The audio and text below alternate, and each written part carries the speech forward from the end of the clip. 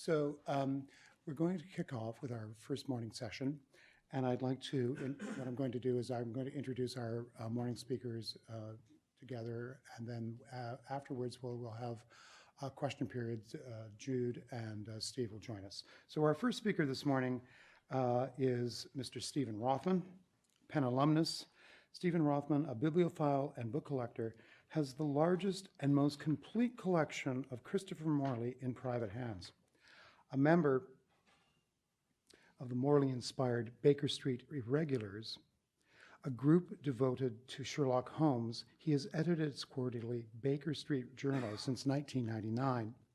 Among his other publications is the edited volume, The Standard Doyle Company, Christopher Morley on Sherlock Holmes, Fordham University Press, 1990. In 2006, he conducted research on Morley as a Mellon Fellow at the Harry Ransom Humanities Research Center.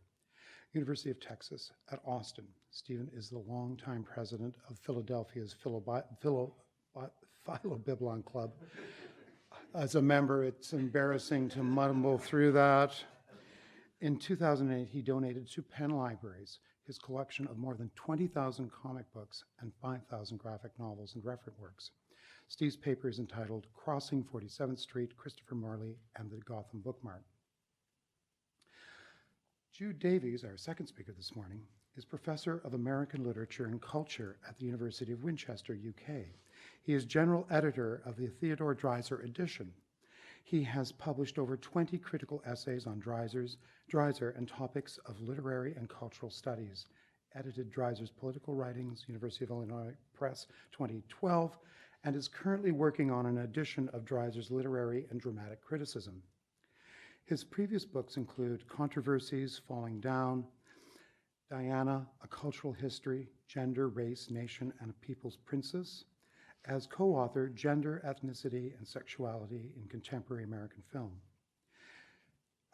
And he, as co-editor, he's also, as co-editor, edited papers in Americanization and Culture for Edinburgh University Press in 2004. Jude's paper is entitled Either a Joke or a Miracle, Literary Reverence and Literary Commerce After Dreiser and Mencken, Signed Bibles at the Gotham Book Mart. Please welcome Steve Rothman.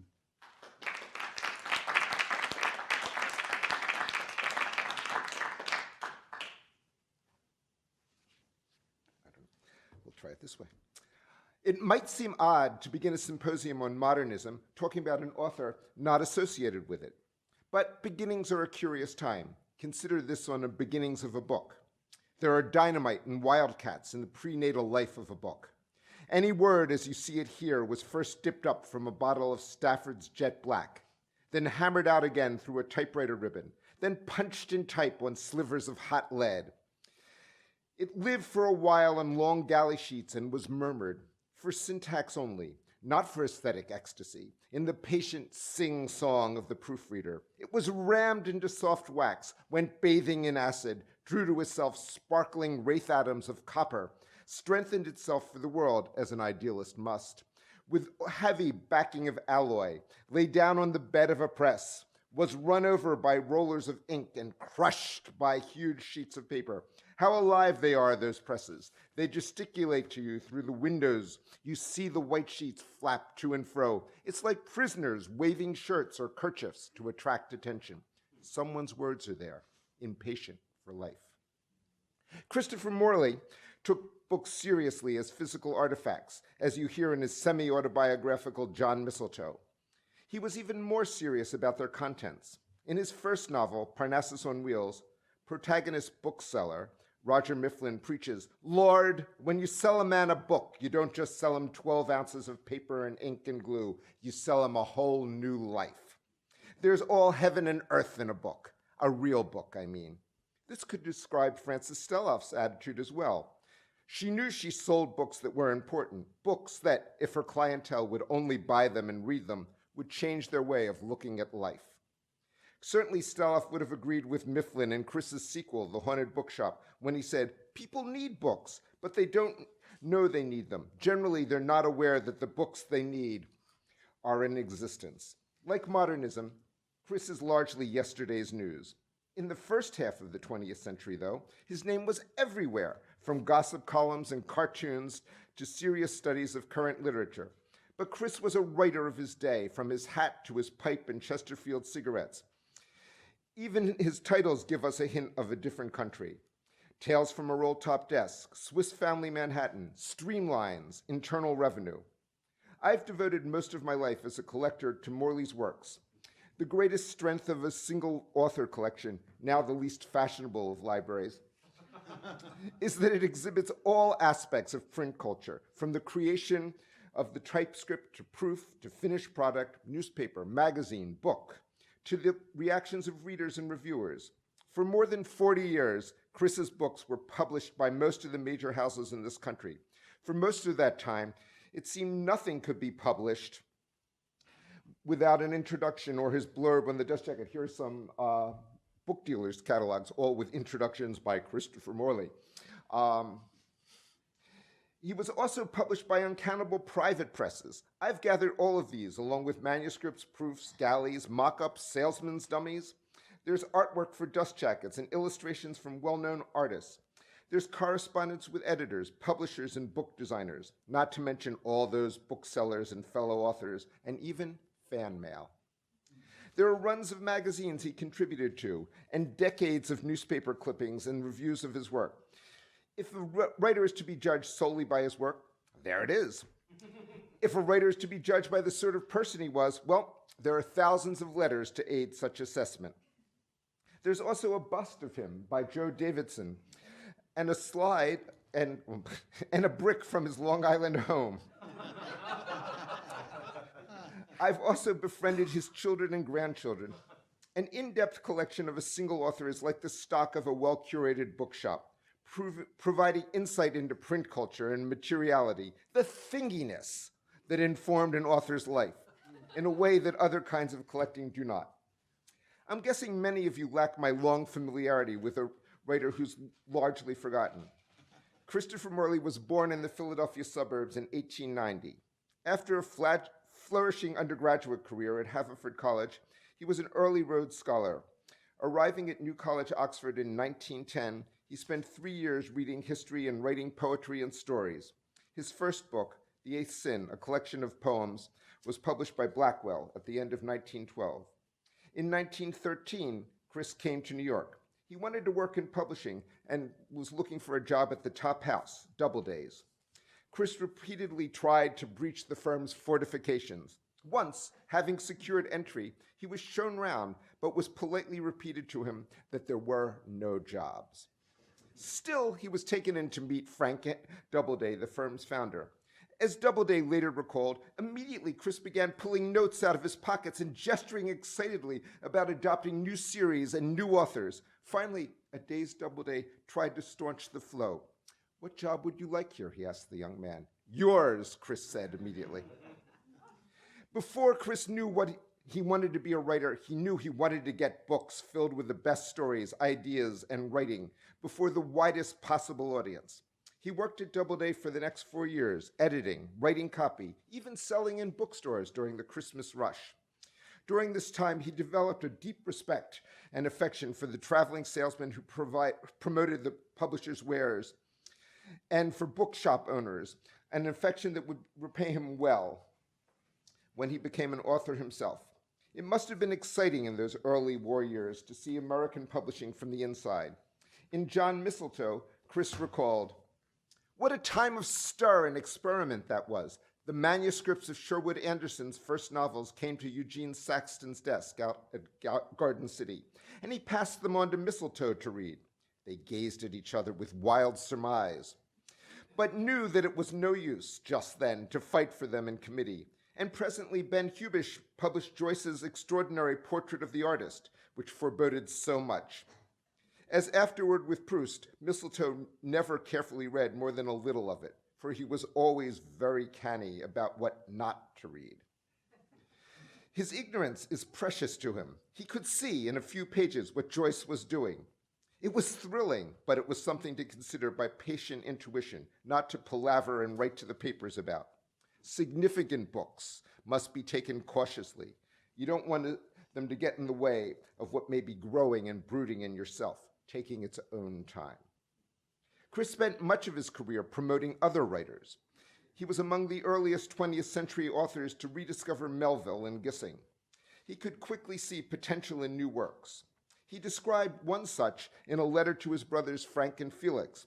Frank was a partner in Faber and Faber and shared an office with T.S. Eliot. Later, he joined Harcourt Brace.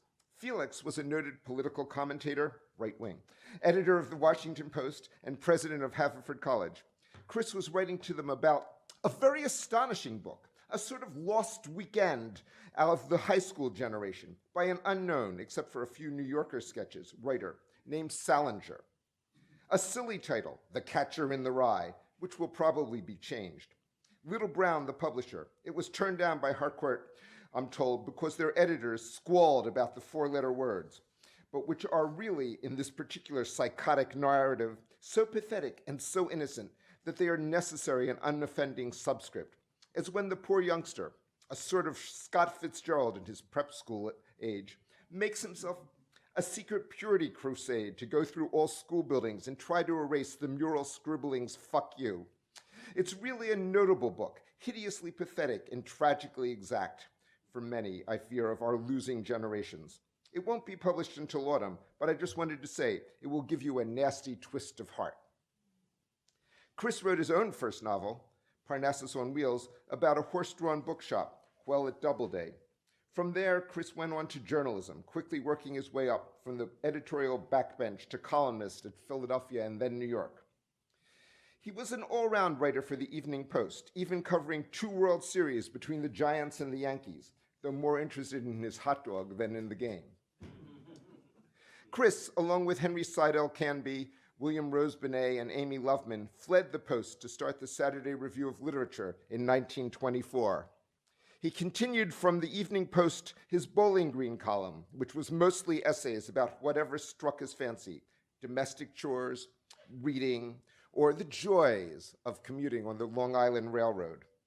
He also used the column to serialize 4 of his novels.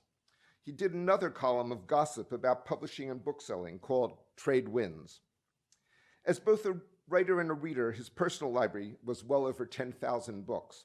Chris needed bookshops. He visited them whenever he traveled, signing his books and speaking there. He corresponded with booksellers for years, ordering from and commenting on their catalogs. Chris's love of the trade was almost equaled during his lifetime by the trade's love of him. There are several haunted bookshops, and Albany had a John Mistletoe bookshop. He befriended booksellers from A.S.W. Rosenbach, the grandest of the grand, with fancy shops in Philadelphia and New York, to those running small shops in small towns. He was a close friend and early supporter of Frank Shea, whose legendary Greenwich Village bookshop is where Chris first saw a copy of Ulysses, fresh from Paris. Hey, in May 1922, Shea had Chris baptize a station wagon as a traveling bookshop based on Parnassus on Wheels. You see Chris there pouring a bottle of beer on the hood of the car. That's Frank Shea in the light-colored jacket, and next to him is William Rose Benet. Chris supported influential modernist bookshops such as New York's Sunwise Turn, Hampshire Bookshop in Northampton, Mass., Philadelphia's Franklin Bookshop, and its Centaur Bookshop, publisher of Lawrence, among others. For much of his life, it was a rare month, a rare week, that Chris didn't visit a bookshop to talk, to sign, to charm. No wonder he and Francis Steloff fell for each other. Steloff wrote him in 1926, asking about copies of his first book, The Eighth Sin, long out of print. Chris later rented a 4th-floor walk-up hideaway at 46 West 47th Street, almost directly across the street from the Gotham Book Mart. Visitors to his studio often found themselves escorted across the street and encouraged to rummage for books and sign their own. Chris was one of her early boosters.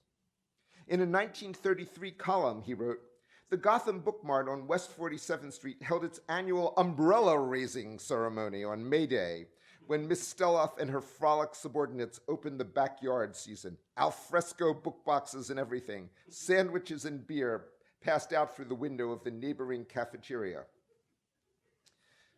Here, this shows Miss Steloff in her widow weeds at the Finnegan's wake party on 4th of May, 1939. There's a cake for Christopher Morley's birthday because his birthday is the next day. You see other pictures of this in the exhibition. Unsaid here was that the ever-clubbable Chris and pals such as Buckminster Fuller and Binet often dined the same way in that rarest of spaces, a bit of private outdoors in Midtown Manhattan. That backyard was one of Chris's favorite places on Manhattan. He wrote about it often. He advised Leonard Lyons, the New York Post gossip columnist, if you're looking for a nice little story, drop in to see Miss Frances Steloff at the Gotham Book Mart and get a load of her backyard. She does a big trade with Broadway people. Her very first customer was actor Glenn Hunter in the days of his particular glory. Chris enjoyed lending Steloff a hand by selling books. Customers would come back and ask for that very helpful man with the pipe. Failing to recognize him,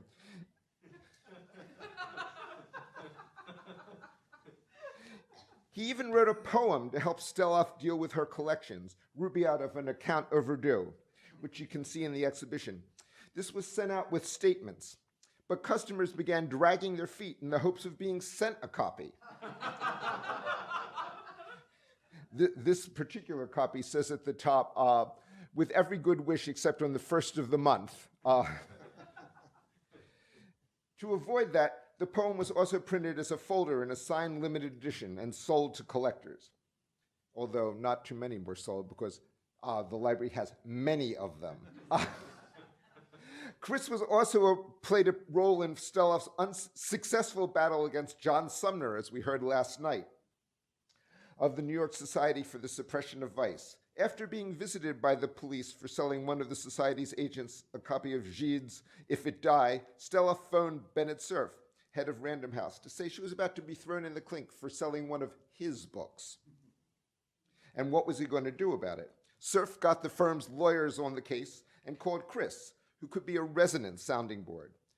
Chris dusted off his memory of having read law at Oxford and wrote a vigorous defense, which he published in the Saturday Review in January 1936. The judge quoted much of his defense in the dismissal of the case, which described the Gotham Book Mart as a shop of especially artistic and mature clientele. Bookstores of this kind make generous contributions to public taste and culture. They're the last places likely to be visited by the callow hunter for tripe and smut. Their struggle for existence is correspondingly severe. After his death, Chris continued to be remembered at the GBM for years. Steloff dedicated her spring 1957, well, possibly she did, her spring 1957 catalog to him. She kept an inscribed photograph of him over her desk in the little cubbyhole that served as her office. And the largest of the bookshop cats was named for Chris. The top one is Thornton Wilder, and the other one is Mitchell from Mitchell Kennerly, the publisher and auctioneer. Chris was not in Gotham's most famous catalog, the 1940 We Moderns. As you learn in the exhibition, Steloff issued it to celebrate the shop's 20th anniversary and thought to make it special by having members of the avant-garde write about each other. The anthologist Oscar Williams, himself now completely forgotten, when shown the list of proposed authors from which to choose his subject, promptly crossed out Chris's name along with that of William Rose Binet and Don Marquis, as being not quite our sort. Along with his newspaper and magazine writings, Chris published over 100 books. His one bestseller, Kitty Foyle, became an Oscar-winning movie written by Dalton Trumbo and starring Ginger Rogers. Chris was a bold-faced name, constantly in the papers and magazines, but preferred to spend his evenings and weekends quietly on Long Island. It was the Book of the Month Club that freed Chris from the demands of journalism, while weighing him with an enormous burden of new books from which he never was able to surface. Along with Henry Canby, Dorothy Canfield Fisher, Haywood Broun, and William Allen White, Chris was a judge of the Book of the Month Club from its beginnings in 1926. When he retired at the end of 1954, only Canby was still on that board. His pay from the club, $7,500 a year, was an important part of his income, but his well-remunerated duties were close to onerous. He was now awash in books. Once a month, the judges met to vote on the next month's choice and decide who would write about which book for the newsletter. Some reviews were a few paragraphs for things considered as an alternate, to a several-page consideration for the lucky main selection. This may not have been the most prestigious outlet for book reviewing, but it was certainly the most influential. There were about 600,000 club members in 1944. The judges were the first readers of dozens of titles a month, plowing through galleys before any newspaper reviewers saw them. Though early BOMC selections included Will Durant and Pearl Buck, they also included Conrad's Chance, The Thin Man, The Postman Always Rings Twice, Light in August, and The Grapes of Wrath. Chris himself reviewed Rilke, Virginia Woolf, and Rosamund Lehman for the club. All these monthly selections and their alternates are laid out along with the judges' reviews in the Book of the Month Club News. But Penn doesn't have a complete run of it, nor does Harvard, nor does Yale, nor does Princeton, nor do I. But I'm almost there for the Morley years. Reading through the Book of the Month Club News or the Saturday Review is a fascinating exercise. The economic or literary historian discovers a very rich and largely unexplored field. It could be well the Book of the Month Club that ultimately damned Chris in the eyes of the Academy. How could they take seriously a writer who chose middle-brow books for middle-class folks? And, as Jan Radway makes clear in A Feeling for Books, the Book of the Month Club, Literary Taste, and Middle-Class Desire, no organization better represented middle-class yearnings. She also noted that, for Morley, books achieved their true vitality and dynamic promise only in the hands of active readers. He discussed all sorts of writers, major and minor. The latter category he justified by saying that some of the most exquisite pleasures of print are to be found in pursuit of the smaller names. Chris published close to 1,000 reviews for Book of the Month Club News, Saturday Review, and hundreds of others in all sorts of places, including the New York Herald Tribune and the New York Times. It's difficult to be exact about this because he often published pseudonymously. In addition to book reviews per se, Chris wrote several hundred essays about the literary output of friends and favorite authors, ranging from Stevenson to Whitman to Gissing to Marquis. I'm not sure that his near contemporary Edmund Wilson wrote many more, and yet Chris's career has never been considered as that of a critic. Perhaps it's time. He had a soft spot for his own poetry, which mostly resembles the verse of the Neo-Georgians. As an essayist, he was, in my view, among the best of the English language in his day. But the essay has been dead for decades now, so I'll quickly look at some of his novels. Chris burdened his reputation by carefully never writing the same book twice, not even the same sort of book. His first novel in the exhibition, Parnassus on Wheels, was a tale of a horse-drawn bookshop wandering about upstate New York. It can only be called charming. His second, The Haunted Bookshop of 1919, a not really sequel with some of the same characters, is more of a commentary on books of the day combined with a thriller, an attempt to assassinate Woodrow Wilson on his way to the Paris peace talks with a bomb hidden in a book. Spoiler, the assassination fails. After a few minor novels, in 1922, he published Where the Blue Begins, a haunting tale about spiritual discontent in a world of anthropomorphized dogs. The next year's Thunder on the Left is another tale of unquiet, mixed with marital discord. A young boy is able to somehow envision the future of his group of friends and their unhappiness in the adult world. So odd and compelling is this book that Rudyard Kipling chastised Chris. What a fool you were to write that book. Thank God I always had the sense not to try to write about the inside of things. Why did you do it? The 1931 autobiographical John Mistletoe, a meditative escape into himself away from the pain of the Great Depression, was immediately followed, by Human Being. This is a strange, slippery book about Richard Roe, the unknown citizen, an attempt, as the epigraph states, to catch a human being in the act of being human and set it down without chemical preservative.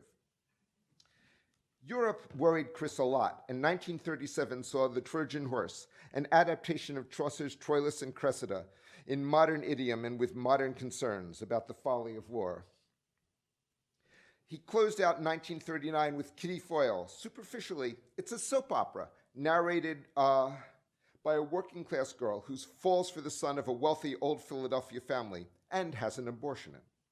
Women's studies scholar Margaret Stetz has pointed out, far from signifying the inferiority of the mass market, Kitty Foyle is its alluring and winning face, an incarnate argument for appreciating common speech, common sentiments, and common tastes as vital and as admirable, indeed, as the true expressions of the modern. His final novel, The Man Who Made Friends with Himself, came out in 1949. The man is literary agent Richard Tolman, who lives on Long Island and struggles with that man who stalks his every waking hour. Tolman, whose name surely comes from Tout le Monde, spends his time writing to his analyst and silent partner Zoe, commemorating the mid-century obsession with psychoanalysis. This is a wonderful, strange, compelling, occasionally off-putting book. As Tolman tells himself at one point while reading a manuscript, this isn't a novel, it's an ordeal. By the late 40s, Chris was already something of the past. He self-mockingly exulted to a reporter after finding none of his works in a Vancouver bookstore. I'm out of print. Enjoy all the privileges of being dead without any of the shortcomings. In 1951, he had the first of the strokes that bit by bit diminished him, and thereafter wrote little except letters and poems. He died in 1957. Despite his absence from We Moderns, and that stung him, it's hard to rule out Chris completely as a thoroughly modern Morley. As I've shown, he experimented constantly in his fiction. James Laughlin published him in the 1942 New Directions, and John Crowe Ransom dedicated his first book, Poems About God, to him. But his sort of writer, the man of letters, the utility player who could dependably produce fiction, verse, opinion, has vanished now, and it becomes more and more difficult with the passing years to categorize and memorialize the authors not in the English department's syllabi. From his description of bookselling in Parnassus on Wheels and Haunted Bookshop, to his mid-depression everyman and human being, to his portrait of a young woman in the workplace in Kitty Foyle, to his foray into post-war suburbia in The Man Who Made Friends with Himself, Chris may be the perfect writer to give us the true picture of life in America between the wars. That's that.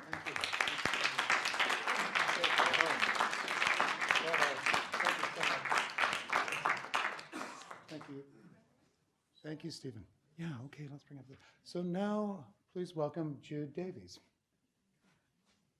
Well, I'd like to start by making a point which is obvious, I think, to all of us who've been to see this really important, valuable, and hugely enjoyable exhibition, Wise Men Fish Here, which is not only the sense of the vast scale of the Gotham Book Mart as an enterprise. I think, was that 3,500 boxes that David McKnight talked about yesterday, but also its range.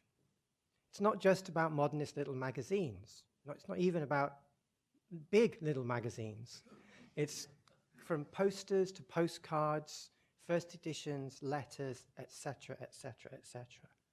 And I thought, and very much following on from Stephen's account of Christopher Morley, I think it's useful to think about this session, which David's entitled Beginnings, as thinking about the kind of continuities of the kind of modern but not modernist into the Gotham Book Mart and how it developed later on.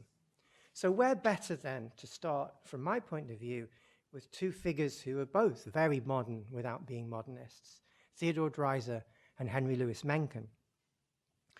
But at this occasion, not behaving themselves particularly well. So the talk is really about an incident that happened probably in 1925. And this is how Frances Stelloff describes it in her 1975 memoir, In Touch with Genius. She's talking about Mencken, so she says, one day Mencken arrived with Theodore Dreiser. They were both in a happy mood, as if they had had extra beers. It was prohibition, obviously. Suddenly they began to reminisce. Dreiser asked, where would you be if it hadn't been for me? Mencken answered, you would be raising chickens in Pawtucket if it hadn't been for me. Then they discovered their own books in the first edition department and began to autograph them with long inscriptions. When they had worked through their own, they autographed others, including an older Xavier Bible in which Mencken registered himself as Dreiser's disciple, or vice versa, I cannot remember. This book signing of Mencken and Dreiser has attracted the attention of biographers and of memoirists and historians of the Gotham book Mart. Evidently, Steloff had occasion to share the story well before the publication of this memoir, and several versions have found their way into print. At such a historical distance, it's difficult to establish the details of what actually happened, and regrettably, I confess, I have not been able to track down the Bible, which would really help, kind of. Right, in any case, what my approach here is to say that it's precisely in the various ways that different writers have framed the incident that it relates to the themes of modernity, materiality, and meaning. So in this talk, I want to show how the various tellings and retellings of the story reorient kaleidoscopically the intersections of textual reverence and literary commerce. And I know that the kaleidoscope is kind of a bit of a cliched metaphor, but it really works for this because it's as if these two strands of commerce and kind of literary authenticity, literary reverence and valuation, they just keep getting twisted. At every twist, the mirrors work and they come into a slightly different relation. Anyway. So one of the letters in the exhibition from Norman Mailer, I think quite famously describes the GBM as the last bookshop in America which was about literature rather than commerce. But it's really striking that Steloff's rather matter-of-fact account in Touch with Genius seems initially to have much more to do with commerce than with textual reverence. And in fact, this is one of no fewer than 16 descriptions of book signings in the book, which also includes photographs of authors Dylan Thomas and Jean Cocteau carrying out signings, as well as describing the numerous parties which were often organized around book signings. So prominent, in fact, is the practice of book signing in Touch with Genius that we might regard it as not only central to the commercial activity of the GBM, but also the main way in which you get in touch with genius, where the author is encountered as textual producer, artist, and human being. In Touch with Genius repeatedly dramatizes this human element. In one incident, Jean Cocteau causes anxiety. He's supposed to turn up for a signing, but he's gone off to drive around New York with Charlie Chaplin, and he's not there. Eventually, though, he does turn up. And more than that, he stays after hours and personalizes each book with a little illustration. Similarly, Gertrude Stein, returning to New York, initially snubs the GBM by signing books at Brentano's. But this betrayal of Steloff's long-term support is at least partially redeemed when Stein goes on to sign 2 cartons of books sent to her hotel, more of which later. These anecdotes are micro-narratives of Steloff's economic struggles, revealing the sheer organizational labor needed to stage book signings as cultural and social celebrations, with an economic bottom line. In many of these narratives, there's also a sense of tension surrounding authors' readiness either to discipline themselves or to repay Steloff's economic and emotional investments, a tension which is ultimately resolved positively, allowing the inherent humanity that she attributes to writers to be recouped. As literary history, these are stories of how the GBM fostered a community of letters. At the same time, from a perspective in literary criticism, Steloff's book signing stories also draw attention to the relationship between books as material objects and the textual existence of the literary work. Here, in one sense, her account is decidedly not modernist, in that it's generally unconcerned with issues of form. Rather, in Touch with Genius, the signed copy, dedicated by the author in the presence of the dedicatee, simply epitomizes the ideal form of the literary work, transmitted directly from author to reader. Here, too, the practice of signing vitally and unproblematically adds commercial value and literary authenticity. Arguably, even more so than the short accounts in Touch with Genius of letterpress and handprinting, especially as Anais Nin did it. So where the memoir can be read more in terms of modernism, I think, is in the emphasis on labor that's required to enable this added value. If in one way Steloff takes for granted the literary value of the signed copy, in another way, precisely through recounting the difficulties involved in handling writers such as Cocteau and Stein, she foregrounds the work, labor, needed to produce the work, the literary artifact, and the desirable consumer object. Now, it may seem that this puts too much interpretive pressure on a memoir that's so overwhelmingly anecdotal and so rarely reflective, but I would like to draw attention to the ways in which Steloff wields her anecdotes. For example, the narration of the Gertrude Stein visit ends with an extended joke that opens up a decidedly modern perspective on the circuit of dissemination, highlighting not the author or the text, but the reader dedicatee and the commercial mediation of the bookseller. So I'll read this. It's quite a long paragraph. So, on being notified of her return from her cross-country trip, we packed up 2 cartons of Stein, one with slips of paper in each book giving the customer's name, and the other consisting of nearly everything Gertrude had ever published, including obscure pamphlets and limited editions, to be inscribed to GBM. And we sent them over to the Algonquin, where she was staying. The next evening, Kay Steele and I were working late in the shop, and the phone rang. It was about 8 o'clock, a rather unusual hour for the shop to be getting calls. It was Bennett Cerf, who was with Gertrude at her hotel suite.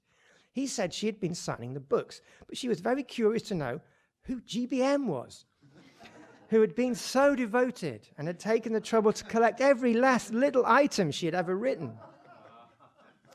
Some of them even forgotten by herself. And when she asked Bennett who GBM was, he didn't know. "Won't you please tell us?" he asked.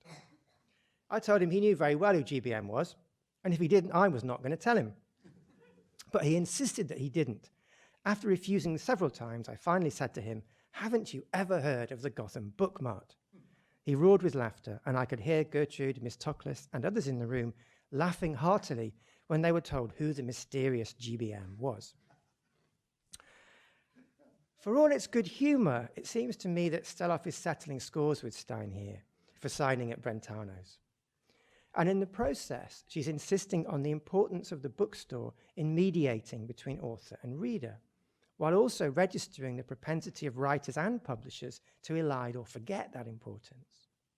Needless to say, this complicates any theoretical model which depends upon the 3-part model of writer, text, and reader. And it complicates, too, literary histories which focus on authors' relations with publishers and reviewers alone. In Touch with Genius as a whole, then, the author's signed copy epitomizes the book as simultaneously the literary work of genius and as prized object in the marketplace, even as it emphasizes the labor needed to produce it. In comparison, the Mencken-Dreiser incident is an anomaly. Their excessive behavior seems to betray the self-identity promised by the signature, drawing attention instead to language's ability to lie about essentials like ownership and origin. Instead of guaranteeing the transmission of the work, here an excess of signing proliferates claims of ownership, confusing and muddling instead of closing the circuit between author, bookseller, and reader. Moreover, in signing not just other people's books, but an Elsevier Bible, Dreiser and Mencken seem to challenge the authority of the biblical logos itself and the reverence for the literary text that draws from that tradition. All considered, in Steloff's memoir, the incident constitutes a limit case for literary reverence, ending on a note of uncertainty and irresolution. I don't remember. What remains an open question, I think, is whether the incident is to be read as exposing the act of faith at the base of investments in literary authority, or as an implicit warning about the catastrophic implications of disregarding the authority of the bookseller. Perhaps it is both. Mencken and Dreiser's signings of other people's books meant not only books written by others, but also books belonging to the GBM. Other versions of the story provide a happier ending. According to Dreiser's biographer, W.A. Swanberg, writing in 1965, Dreiser and Mencken lurched into the Gotham Book Mart, and before salespeople could stop them, Mencken scribbled on the flyleaf of a valuable antique Bible on display. "If it wasn't for me, Dreiser would be raising chickens in Kansas." and Dreiser penned a suitable retort. These inscriptions enhanced rather than diminished the value of the Bible, which later became a part of the Lewis-owned collection. In this version, Dreiser and Mencken may momentarily be drunken vandals, but this is swiftly diffused by the happy ending, in which their actions increase the book's commercial and cultural value. Subsequently sells not only for a higher price, but enters a collection, that of copper and banking magnate Adolf Lewison. Interestingly, and unusually for Swanberg's meticulously referenced volume, there is no indication of source. In biographical terms, for Swanberg as biographer, the story literalizes the iconoclasm of two of the most rebarbative of American writers, who regarded themselves as provocateurs against both American piousness and the power of religion in American culture and politics, a relationship summed up by Thomas P. Riggio, using a term from their own correspondence as being, quote, in the literary trenches together. As Riggio reminds us, Mencken and Dreiser helped one another understand their position in American culture in combative, militaristic terms. And Mencken had spent part of July 1925 in Dayton, Tennessee, covering the so-called Scopes monkey trial, at which, it will be recalled, was at stake the legality of teaching evolution in school. The decisive turn in the trial was the judge's refusal to allow expert testimony on evolutionary science, and defense attorney Clarence Darrow's response to interrogate prosecutor William Jennings Bryan on his expertise in explicating biblical accounts of creation. At the end of the year, in December, Dreiser's own magnum opus, An American Tragedy, was published, a painstakingly detailed indictment of the negative effects of the American dream of social mobility, which for the first time brought him both critical and commercial success. It's also a novel which represents religious beliefs and institutions as pathetic, if not baleful, in their influence. And incidentally, it's one which Mencken regarded negatively as a failure. So the incident plays to all of these contexts in Swanberg's biography in ways which fit with the public personae of Dreiser and Mencken as iconoclasts.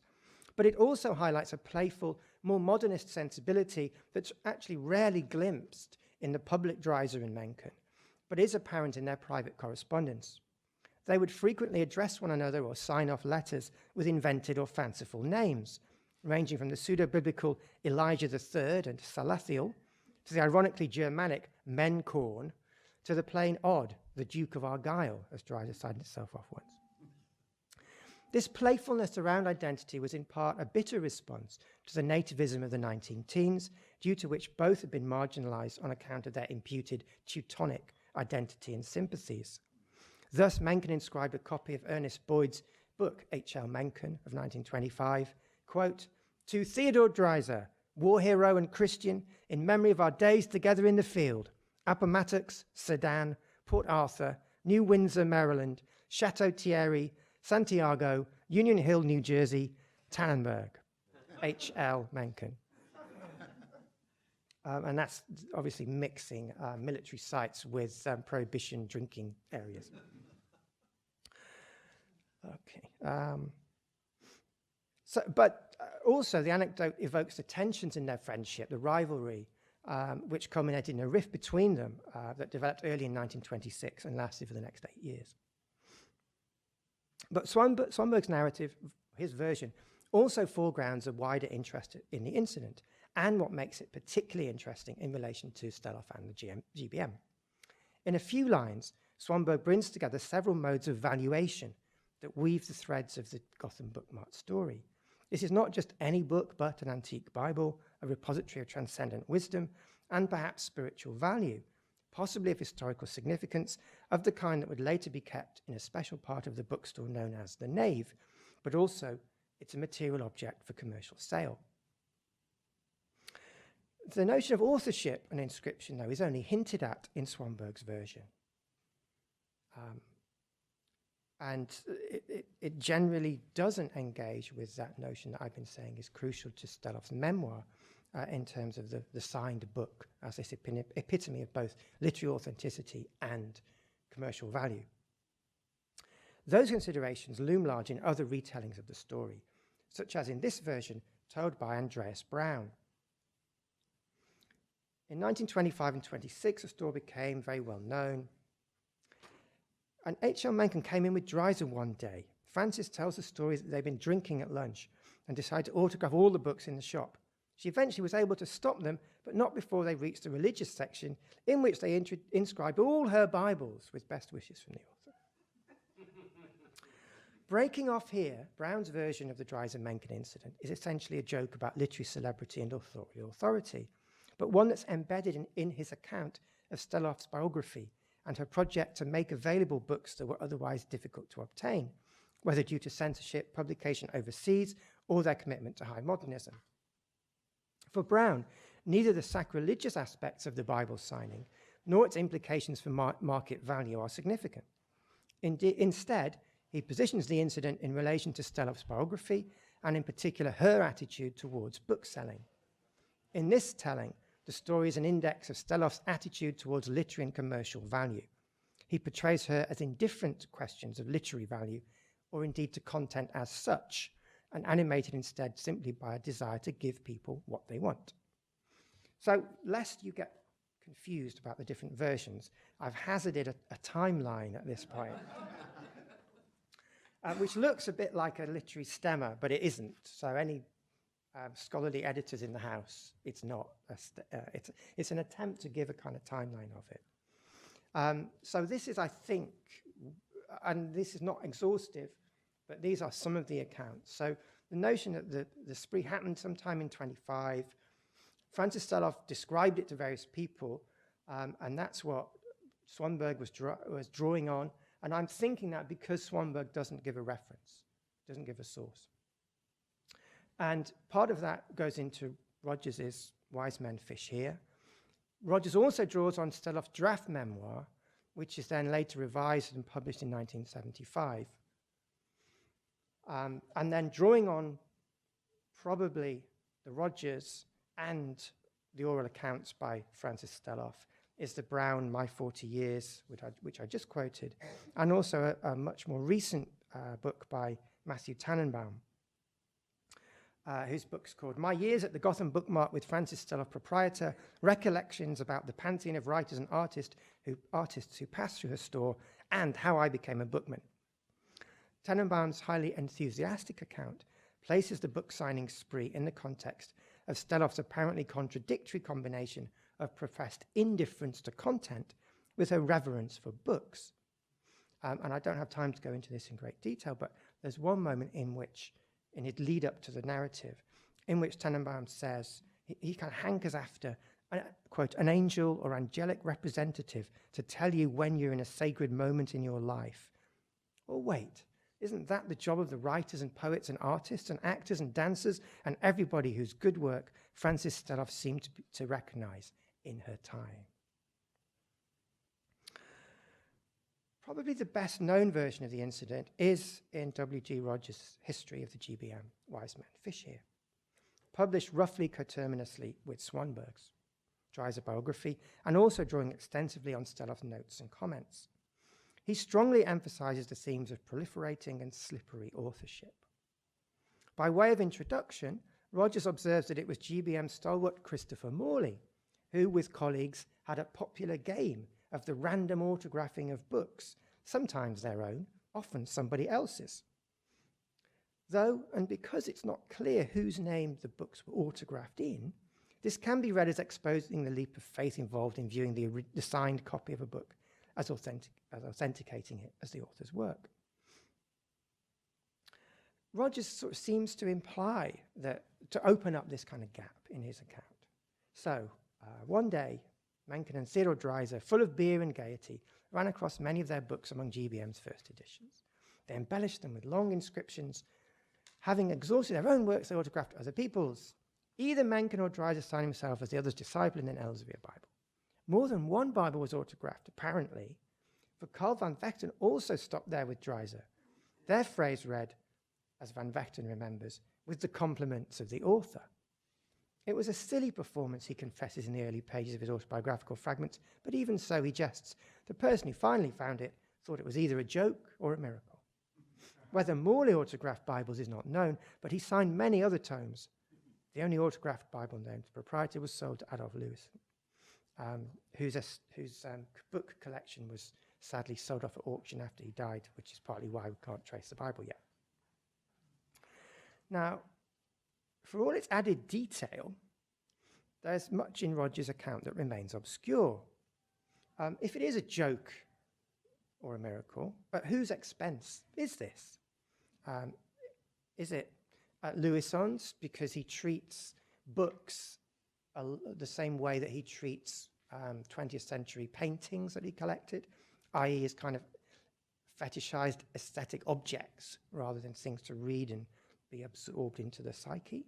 This seems slightly harsh.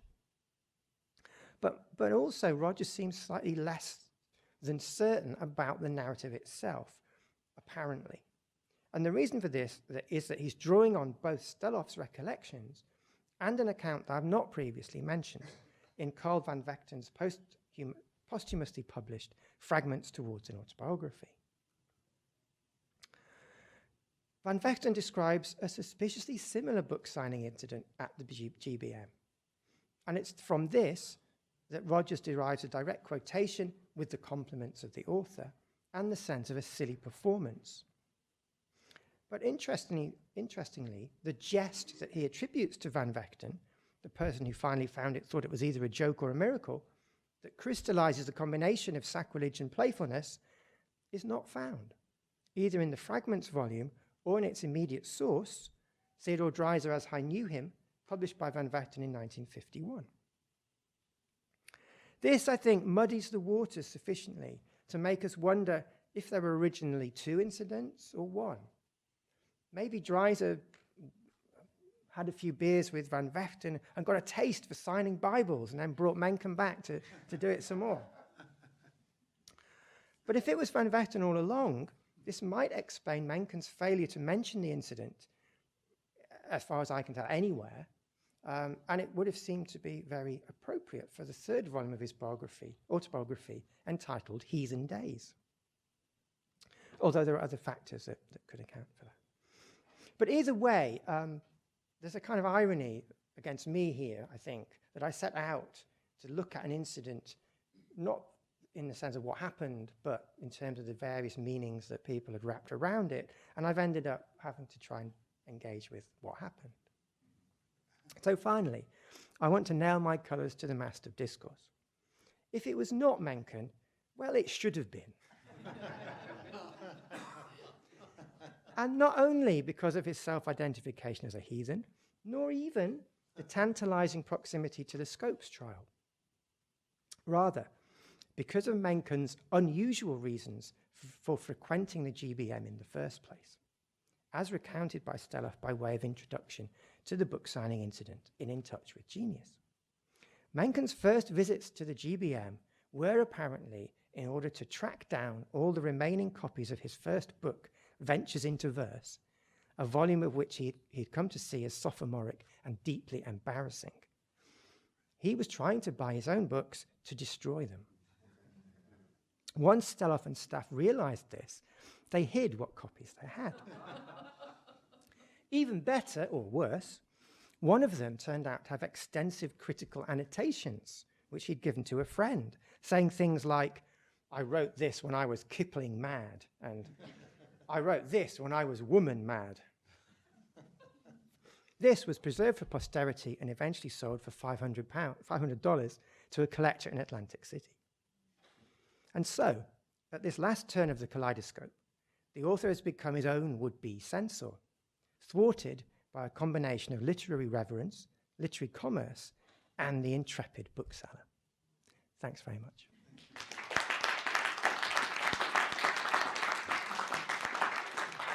So my question is about the bookseller as a gatekeeper, because Jude, you mentioned that Stelloff obviously selected books, and made them available to the public. So could you say a few words about this role as a gatekeeper? Yeah, I'd like to answer that by thinking about Stelloff and the memoir, In Touch with Genius, because it's really striking that In Touch with Genius does what it talks about and what it doesn't talk about. It really talks about bookselling most of the time. it talks about we moderns, but not hugely, and much more as a kind of catalogue rather than as a critical intervention. She doesn't really talk about her role as a publisher. She doesn't really talk hugely about her role as mediating high modernism. She talks about her role as a bookseller. And that's partly because even though it was published in 75, it goes back quite a long way, and she's obviously been drafting it much earlier. But I think it's very interesting. And Andrew's talk yesterday, when he was talking about the strategies of the bookseller and the relative status of the bookseller in relationship to censorship, I think might give us a reason why she sort of plays a slightly interesting game of a kind of absent agency. That, look, I'm just the bookseller, but booksellers are really important. So she doesn't. So I think it's very interesting that she chose to present herself primarily as a bookseller in that book. And I think there are other strategies to do with the censorship issue and other circumstances maybe which shape the way that she portrays it. So my answer would be that if you like, the discourse of bookselling is something which is probably largely determined from elsewhere. It's at the intersection of various different things going on. But there's more to be thought about that. I'm very conscious of that.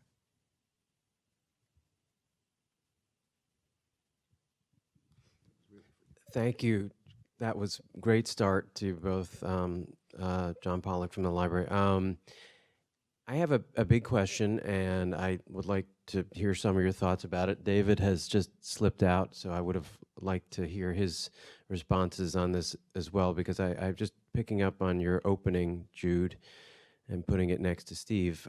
This kind of, to me, critical problem of our modernist lens on a bookstore that did so much else, and I would just like your thoughts on, the amazing work my colleagues have done to give us modernism through GBM, and your complementary, conflicting, not always reconcilable visions here of a store as multivocal, as miscellaneous, as doing many things for many people, which of course it also is. And so I just, this seems to me a fascinating discussion point that it needs to be raised about Gotham and how scholars need to or ought to look at it. And I just would love to hear some more thoughts about that.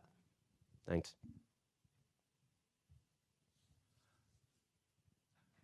Gotham was one of many shops that can't think of any. Maybe there's Black Sun in Berkeley still, which would have new, used, rare books all together, as Jude was talking about, and that has vanished. You don't see that at all anymore, but there was Sessler's here in Philadelphia, sold books like that. Scribner's had a rare book department. Brentano's had a rare book department. Bob Wilson had a rare book department. And the Strand still does, but since it's so separate, I get that you don't even think about them as the same shop in a way, because you have to take that elevator if they'll let you through. So I think, in part, Steloff is an older model. Sunwise Turn had rare books as well. A lot of the bookshops that have been mentioned as modernist bookshops also sold older books.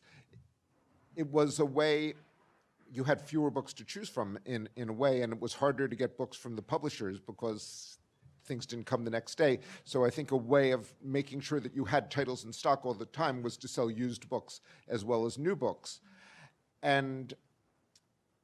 But every book dealer, every independent book dealer, even in a way, every book dealer is a curator of their stock, and if not a guard of their stock.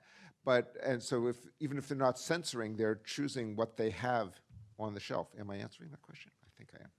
Yes, I would Dan. say that John's question really is picking up on a phrase that Jude himself used, which is moderns who are not modernists. I'm probably not quoting you exactly, but I think that really was the point that John was looking towards.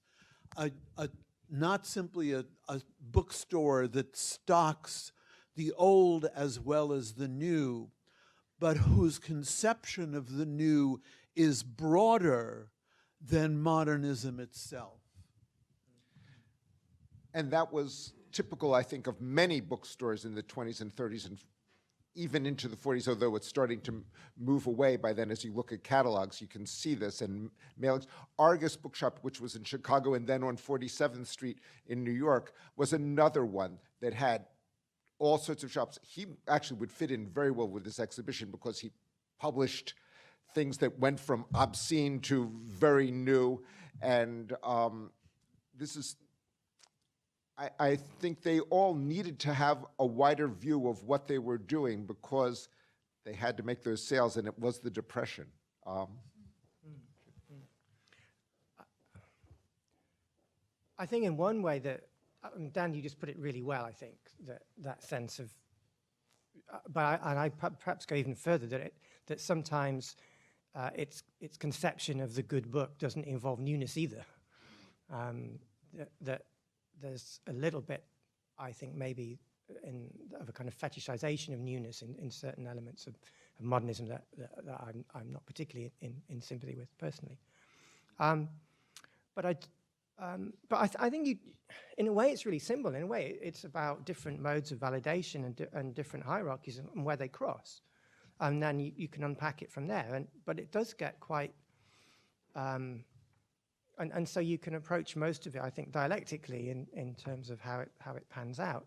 But I do think there is a kind of, Mailer's letter, which opposes commerce to literature, I think speaks to a fracturing, which clearly Mailer's really aware of with the whole cannibals and Christians, worldview. And he's not responsible for, but it's different. It's simply a different moment from what I'm more familiar with, kind of late 90s, early 20th century moment of Dreiser, where his view of censorship and of validation is not at all to do with the avant-garde or with freedom of speech. It's to do with, well, he thinks he's written an accurate book about society, and there are people out there who don't want the truth to come out. It's not better or worse. It's just a different historical moment.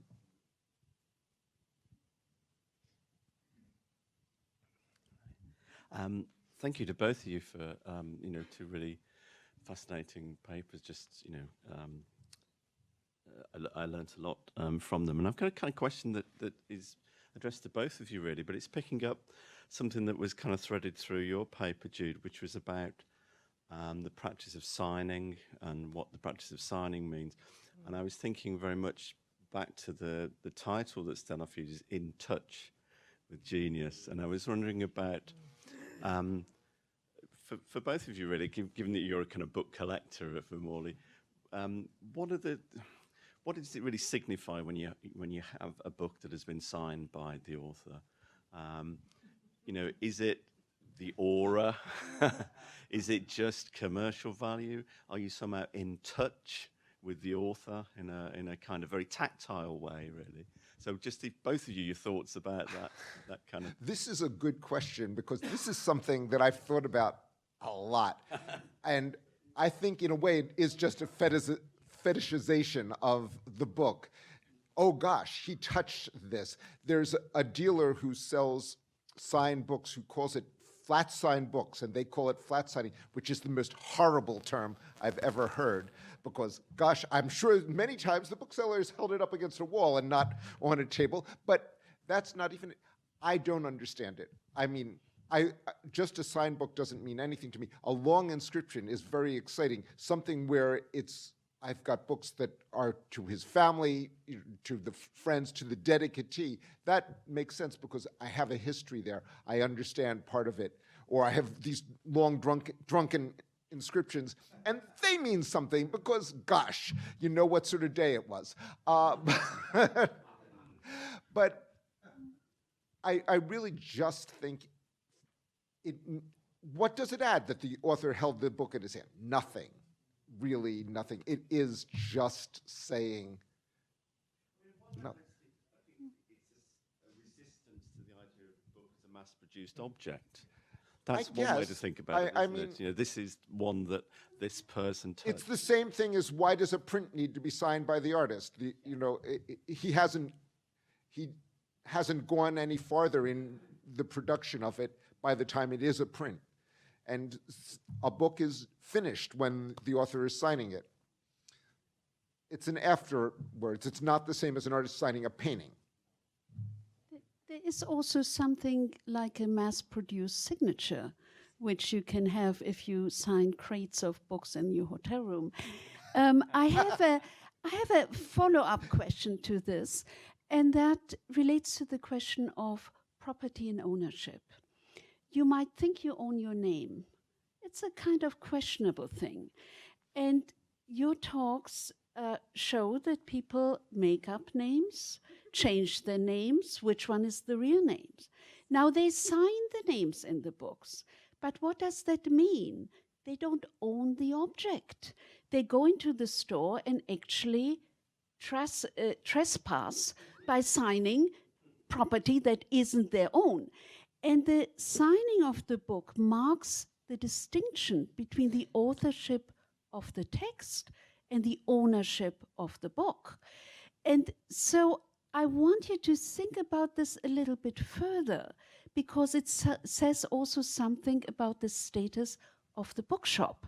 The bookshop owns the book, but doesn't want to own the book. It wants to sell the book. It owns the object temporarily. That's the whole point, but not the text.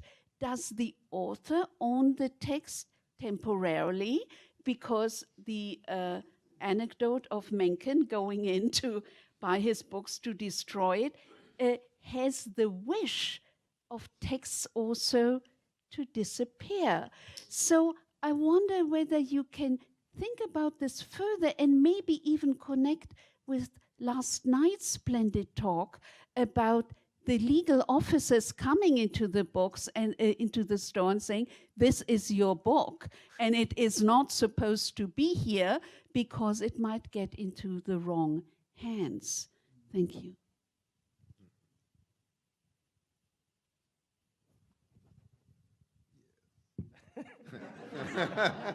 Can we connect it?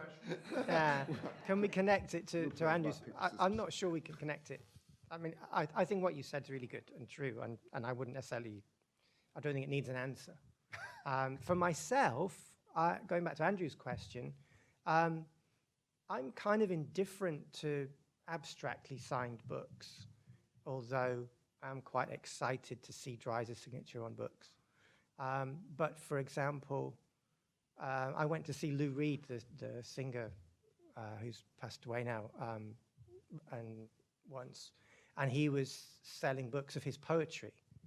And had he sat there on the table and signed them and written my name in it and talked to me, I would have felt very differently about it than just having a book which he'd obviously signed 2 cartons of and someone else was selling.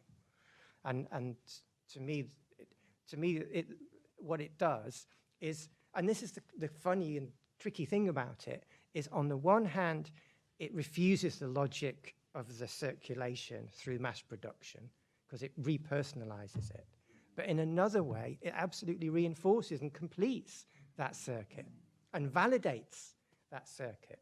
And one of the fascinating things about In Touch with Genius is when Anais Nin hand prints her books, they're not as personal as the ones that other people have had made in a factory and then signed. And I think that's really interesting. And I think the reason is because it's not about the writer in the book, it's about the writer of the book and the dedicatee. It's about the person who's buying it and the author talking to them and signing for them.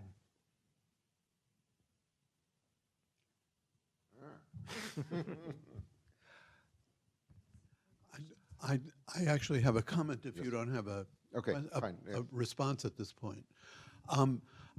I don't have a particularly historical view, as the two of you have, of early 20th century bookselling. What I do have, by accident, is a kind of contemporary view of what book signings are like. And one of the things that struck me, Jude, in your comment, was the amount of labor that's involved for the bookstore.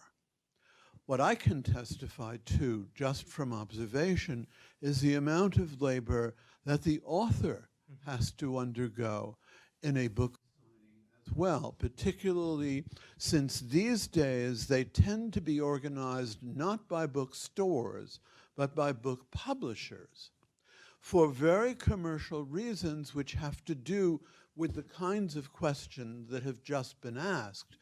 People seem to want, even though you can get a better price for a book by going to Amazon or Barnes & Noble, to pay full price in order to have the author sitting at a table saying, oh, you would like this signed for yourself or for your son or for your daughter, and that name is blah, blah, blah, blah, and here is my signature.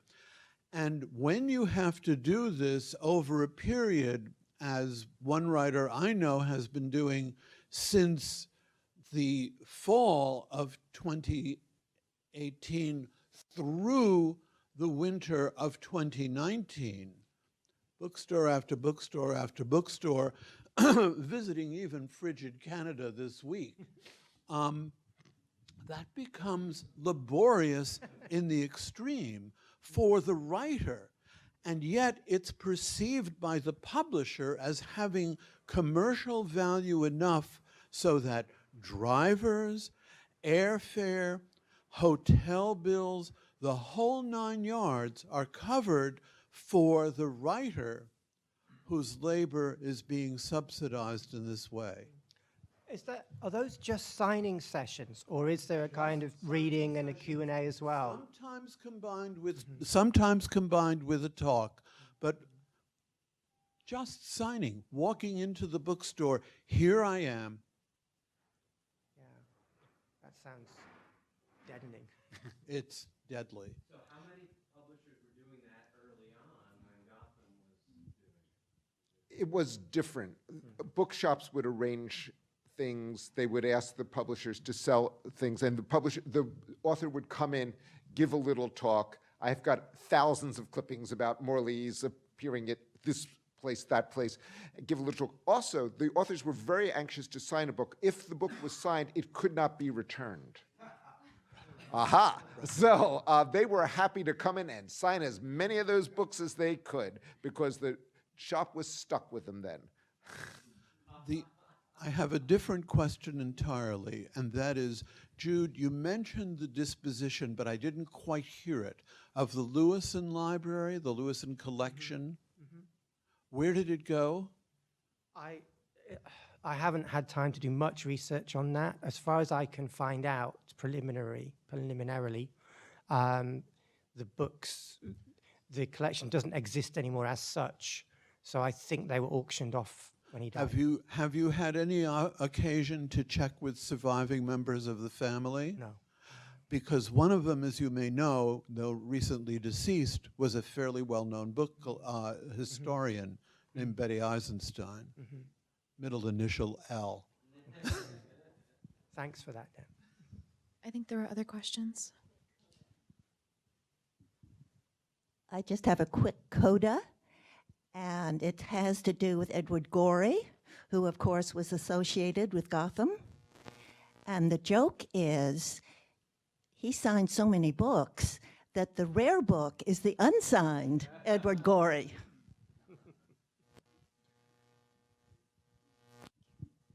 Were there other questions? Hi, Caroline Schimmel.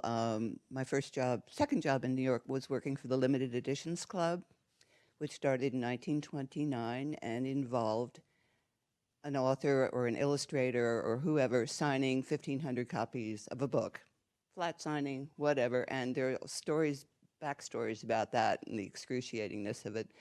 The Way of All Flesh was published in 1936 with an introduction by Dreiser, and he did not sign any copies that I know of, but the illustrator did.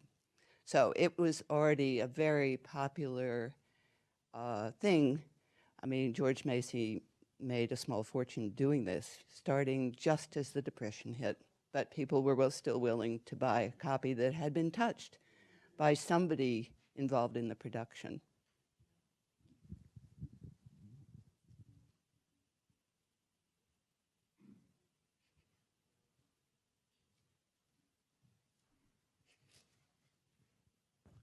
Well, I thought it was really interesting with your Lou Reed story because having waited in line to have books signed, I found that what means more is a little personal interaction or an acknowledgement or even a nod. Yeah. And that sometimes I've gone for a presentation and a reading, and then the people will show up with every copy that the authors, and they want to get them all signed, and they'll say, he's only going to sign the book that he's selling and one other copy. But which still was irritating to see them online, but they'll pass out the Post-it notes to see if you want it personalized, and often people they don't want it personalized because it's worth more if it's not in some cases. So I've seen authors where they'll introduce themselves or they'll ask you your name and quick write it in there. But something like the Warhol's portrait book, if he drew a soup can in there, it's worth about $8,000, that front page, where if it's just signed, it's $600. But I can confess to wearing a three-piece white suit for Tom Wolfe to sign Bonfire to Vanities, and he looked at me and said, that's a very wonderful suit, but he drew a picture of a hat because I wasn't wearing one. So that kind of personalization can't always happen, but when it does, it really kind of makes it special. So. Other